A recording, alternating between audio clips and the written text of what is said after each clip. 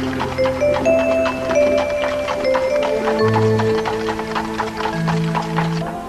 ានឈប់សិននោះជាស្អីទៅមើលមិនដូចយើងសោះសក់របស់គេសស្បែកក៏ជ្រីកជ្រួញនោះគឺមនុស្សចាស់ក្រាបទូលមនុស្សចាស់គឺអ្វី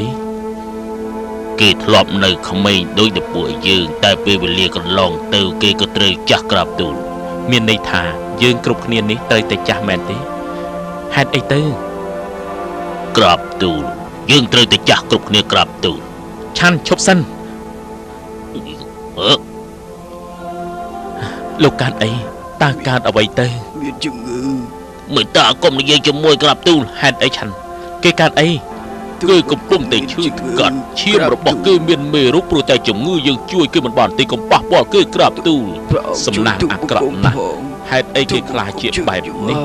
វាអាចកើតឡើងចំពោះអ្នកណាក៏បានក្នុងលោកនេះគ្មានអ្នកណារារាំងបានទេវាកើតឡើងគ្រប់ពេលវេលាយើងទៅមុខទៀតល្អជាជាងក្រាបទូល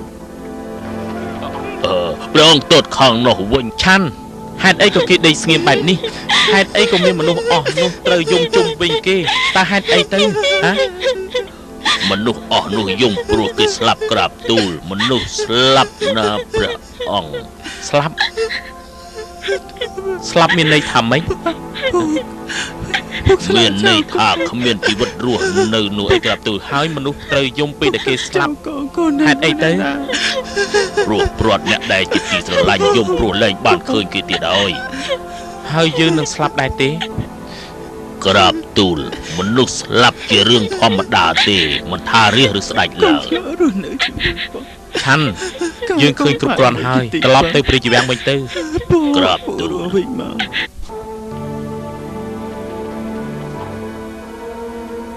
ម្នាក់ឆាន់ម្នាក់នោះគេមិនដូចយើងទេតើគេជាអ្នកណាទៅម្នាក់នោះគេគឺជាសមណៈក្រាបទូលសមណៈតើជាអ្វីគេគឺជាអ្នកលះបង់ផ្លូវលោក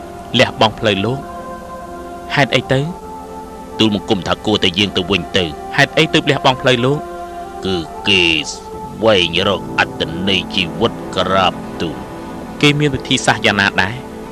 គេត្រូវអប់រំខ្លួនឯងអាស្រ័យនៅក្នុងវត្តឬលអាងពេលនេះគួរតែយើងទៅវិញមុនពេលដែលតែហ៊ានដឹងថាព្រះអង្គបាត់ខ្លួនក្រាបទូលត្រូវប្រញាប់យើងទៅវិញទៅក្រាបទូលមើលទៅគេដូចជាស្ងប់ស្ងាត់ណាស់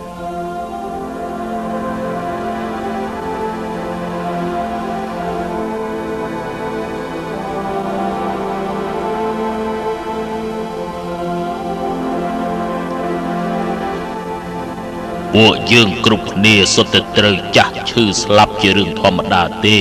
គ្រប់គ្នាត្រូវតែស្លាប់មិនថារាជឬស្ដេចឡើយទេហេតុអីយើងត្រូវស្លាប់គេជាអ្នកដែលលះបង់ផ្លូវលោកព្រោះស្វែងរកអត្តន័យនៃជីវិតនៅក្រាបទូលត្រូវហើយយើងត្រូវស្វែងរកចម្លើយនៃអត្តន័យជីវិតគោលដៅរបស់ជីវិតគឺអ្វីបើយើងត្រូវស្លាប់ថ្ងៃណាមួយវាពិតជាមានផ្លូវមិនកើតចាស់ឈឺស្លាប់